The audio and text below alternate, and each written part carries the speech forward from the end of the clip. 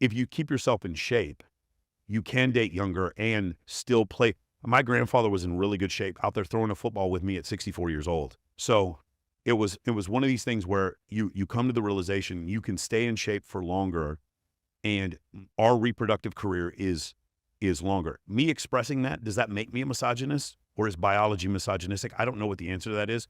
What I know is that it's a truth that you can deal with or not. But Dr. Buss, in his book, at the end, he's like, it's better to know the truth. It's better to know the truth. And the reality of the situation is, the truth is, for instance, social media has made it to where a small group of men have a ton of access to women. And there's a group of men, we'll say somewhere between 20 and 30% of men at the bottom, who are having no access to women, or in short-term context, having no access to women at all. You said when I went on your podcast, you told me that like something like crazy, like 33% of men in the U.S. don't have sex in an entire year. Yeah, so it's a third of men under 24 have no sex within an entire year, and 20-something, I want to say 26% of men under the age of 30 are virgins. Something like some crazy number like that. It's really 23% of men below the age of 30 are virgins. Was it 26 or 23? I forgot. But to be fair, we're talking about the number is astronomically high when you're 19. I was a virgin at 19. And then when you turn 29, the number's like 4% of men. 29, 30 years old, it's like 4 or 3% of men are virgins. So it actually drops precipitously. And this is not because their standards are too high. It's because they just don't have options. Yeah, well, about a third of men, and again, this is Mack and Murphy who says this, about a third of men do not get to participate in short-term dating. They do not get to participate in the right swipe hookup culture. They just don't, they have no place in it.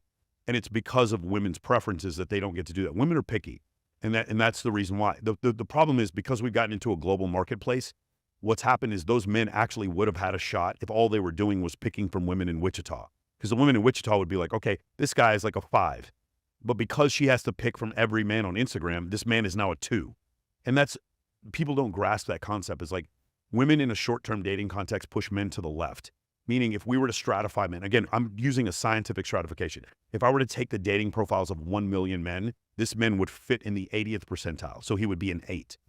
Have you ever heard women say Ryan Gosling is mid? Have you ever seen this? Yeah, all the time. So the problem is, if I were to take 1 million dating profiles, just profiles of men, whatever, they don't have to be dating profiles, and I were to stratify where Ryan Gosling fits, he's going to fit in the top 1%. So Ryan Gosling objectively is a 9.9. Yeah. But these women are calling him mid because it gives them a little pang of like dopamine by calling a successful actor mid. I thought you said mid. Mid. Because I hear girls say all the time, like, this guy's like this guy's mid. I never heard that one before. Yeah, mid. It's like they say Ryan Gosling is mid. He's like a mid-tier Like he's man. just like middle. Utterly absurd. Okay. Ryan Gosling is like... Then show me who you're dating then. Yeah, for sure. And then you show him who they're dating, and the guy's like less attractive.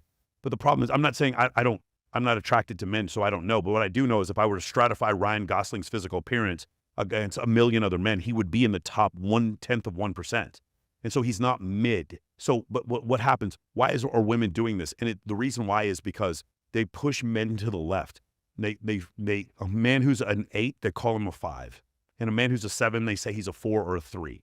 And a man who's a 9, they call him a 7. And there's only like a couple of guys who are 10s. Like, you have to be Chris Hemsworth or Jason Momoa to be a 10.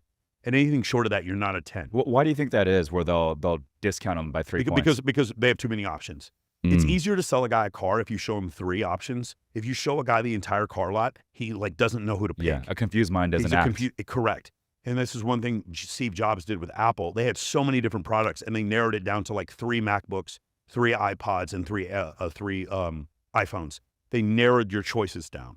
And when they did that, it was easier to make a decision. These women, they're according to Dunbar's number, he's this anthropologist named Dunbar, humans grew up in societies of about 150 people.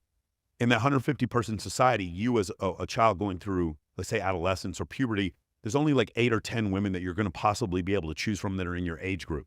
8 or 10 women, those women have to choose amongst those 8 or 10 men. Meaning if you're an average-looking guy, you got a good shot.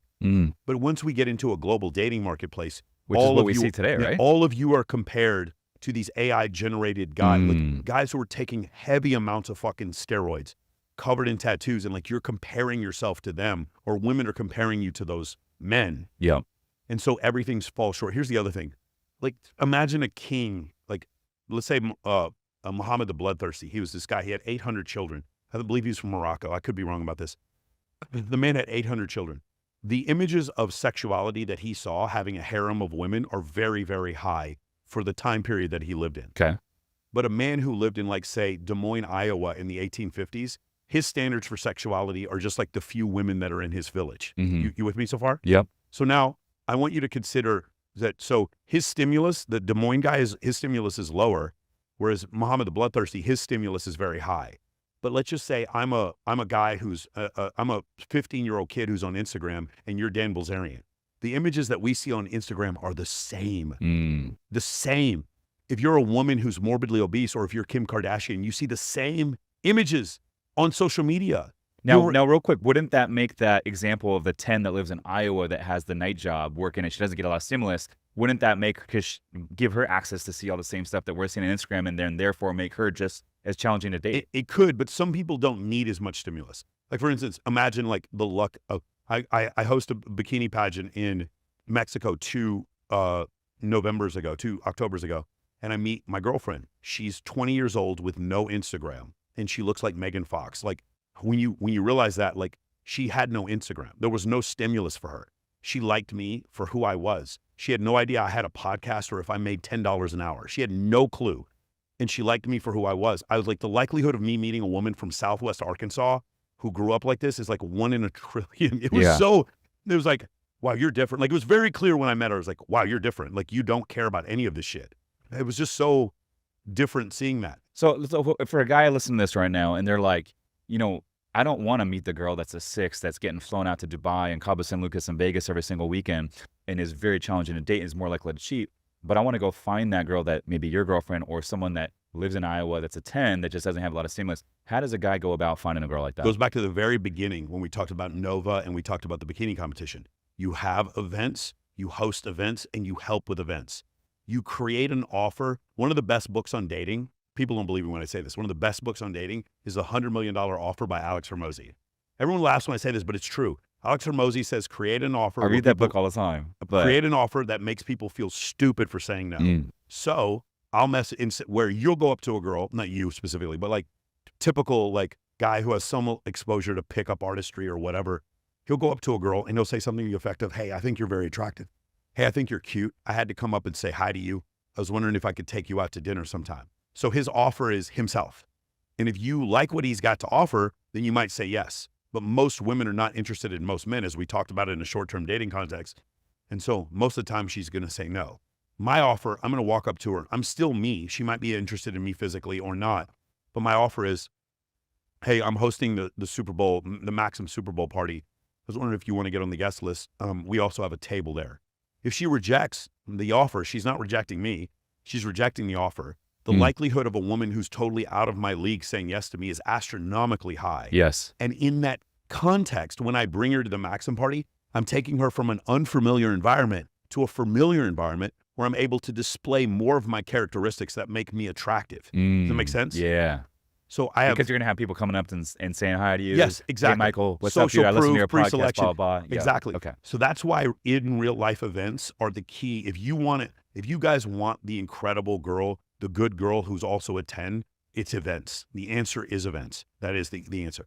And the other thing I'll tell you is if you're an older man and you want to date younger women, unless you're using money, which I don't know how to use money to date women. I've never done it in my life. Yeah, you were telling me when we went to dinner, and I thought this was very unique and interesting. You said, like, when I go out to dinner, like that's a group setting, you're like, even if I cover the bill, I don't want anyone to, I don't want anyone to know I cover He's the like, bill. I'll use the restroom and then grab the server while using the restroom and say, hey, take care of it. Because you don't want her to know you have money. I've never bought a table in my life. But if I buy dinner for my friends all the time. And what I'll do is I'll go and you're like what you said, I'll go sneak over to the cocktail server or the waitress and I'll hand her my credit card and I won't even look at the bill and I'll pay for it before anyone sees it. And when someone says, oh my God, did you pay for the bill? I'll be like, I do like that. I go, it was handled. I don't even say I pay for it. I say it's handled. I don't want anyone to look at me differently because I have money. I drive a 10-year-old Lexus and I wear an Apple Watch. And the reason why I don't begrudge anyone else for doing it. I mean, obviously my good friends are Wes Watson and you and these other guys. You guys have like all this awesome stuff. Dan Fleischman's got a fucking helicopter, right? Like Dan Bilzerian's one of my good friends. Right. I mean, obviously I'm not criticizing people for doing that. My thing is because I'm a coach, I have to coach white belts and white belts don't have that money. So I always have to coach from black t-shirt and Apple Watch. I have to coach at that level. And so I think it would be a bad example for me to show videos of me picking up chicks with Lamborghini. Using money, yeah. Because it doesn't help my clients. Yeah. So that's one thing that a lot of people have a hard issue with. Also, when we throw the events, someone else is always sponsoring it. I'll get a sponsor, or I'll get a place that wants social media coverage, and so they'll let us throw the event for free. That's something that I teach my guys to do. But having the events is the way to get that girl who would never go out to go out. Does that make sense? Yeah, it does So make it's a sense. big birthday party. It's a charity event for animals. It's a bikini competition for $100,000. It's some huge industry event in your city. In Dallas, it would be like the Margarita Ball or the Dragon Ball. In Vegas, it would be like the Summer Jam or Rufus du Sol, the Spring Jam at Omnia, or Rufus du Sol at XS. Like there's these things where everyone comes out for them. EDC, everyone comes out. You create those events in your city. And if your city doesn't have a scene, you create a scene. You do that, that's how you get those girls who you would never normally meet to come out. You meet them, and then you get to show them all of the cool things about you in a familiar context, as opposed to right swipe on dating apps where it's like, he does not have the facial symmetry or the jawline, or he's not tall enough for me. So left swipe. Whereas she meets you in person, you're like, man, this dude is fucking funny as shit. Damn, did you see that girl staring at him? And all of a sudden now she has attraction pangs for you when normally she would not have those things, because you came up to her in a mall and said, hey, I'd like to take you to dinner. When you go direct like that, you've got one shot, and it does shorten the seduction process, but your hit rate, your shooting percentage goes way down. Whereas if you do what I do, my shooting percentage to get girls to come to my events is outrageously high, depending on the event. If I were to say, and I want Dan to do this, if Dan Blazarian was like, I'm going to throw another Ignite party, I'm bringing the band back together, throwing another Ignite party, 3,000 girls, 700 guys. We're going to have it, and we're going to have all these huge DJs. If I were to invite girls to that, 80% of girls are going to say yes to me. 80%. And all of them show up. Yeah, you're providing value too. But depending on which offer it is. Mm-hmm. So for me, I like Maxim Party, Teatro Party, Babes in Toyland, bikini competition, charity event, theme party, birthday party, stuff like that. Those are the events I throw. Or just getting your friends together to play Uno, drink tequila, play with kittens. Have you ever been to Crumbs and Whiskers? I know. You guys could check out. It's in There's Vegas? a place in Wilshire. I think it's on Wilshire.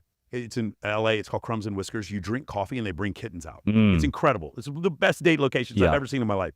I would do things like that. So it'd be like neon bowling, different stuff like that. I would take groups of people out, and that's how you get the girl who's a 10, who's low stimulus, to come out, and you meet her in person, and you get to display all your positive qualities. And I can contest all this. I mean, I'm doing a lot of this stuff, not for the dating, but for the business and entrepreneur stuff. So we're hosting, meetups. Been hosting a monthly meetup here in San Diego for like 5 years now. And then we got our yacht meetups, and I always do like afters and like some pre-games at my place.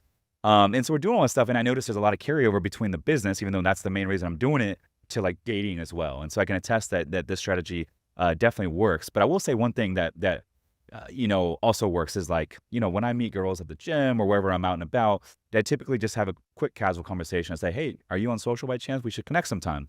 Every girl will give you their Instagram. Then you can connect. And then now you're not putting them on the spot, and they have a chance to kind of like get a feel for who you are as a guy. And then next thing you know, they're liking some of your stories. They slide in the DMs a little bit. And then at that point, you can say, hey, it was great meeting you. We should grab a drink sometime if you're open to it. And it's very nonchalant. And most girls, if they're interested, they will say, yeah, let's do it. Listen, I'm going to give you guys I'm going to hip you on game, because what you just said is so perfect. So I want you to consider this. Every girl will give you their Instagram. It used to be you would go ask a girl for a number. I remember I was 13 years old.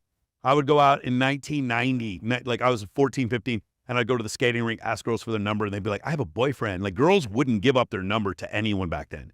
Now, every girl will give you their Instagram. And then when they give you their Instagram, the algorithm then shows them your Instagram. Now, think about this, guys, because you're missing the point. If your Instagram looks like caca, then that's what she's going to think of you. If your Instagram is incredible, like she goes to your Instagram, she sees all the people following you that she knows and all the social proof that you are who you say are. You're competent, you're relevant, you have high status. She's going to, then this is the most amazing dating hack of all time. You can look at who watches your IG story. Fellas, if you are not using your IG story as a dating tool, you're a fucking moron. Like, you can see all the girls who watch your story every day, and then you can literally pick from them. These are women who are already interested and invested in you.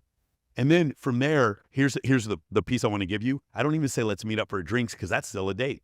I say, let's meet up for drinks and catch up. I say that to people I just met. Catch up. We don't know each other. Right. I even say to Why the catch up? Huh? What's the theory behind the catch up? Because when I remember it was a girlfriend, a female friend of mine from high school.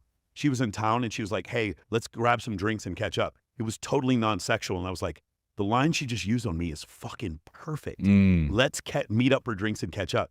So it could end up being sexual, but it doesn't have to be. And so now what have I done? I'm doing nothing but displaying like masculine attractive qualities on my social media. So she's been seeing, like my Instagram is gaming her for me and I'm not doing anything. And then she's watching my story. The more stories she watches, she's gaming herself now to become more invested in me. And then my meetup is like, hey, let's meet up for drinks and catch up.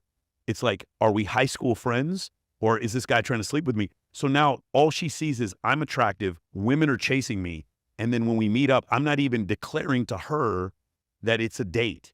And now she comes on the date and you'll see her, she's showing cleavage, wearing a red dress. And it's like, no, he's going to like me. I'm going to make sure I get this guy's validation and attention. And like the game I just described for you guys, the hit rate, the shooting percentage is so much higher. So much higher. Than walking up to girls and just being direct. I agree. And what I just described to you, every pickup artist you know hears what I just said and is mortified because I'm basically putting that industry out of business by teaching the concepts of social circle game.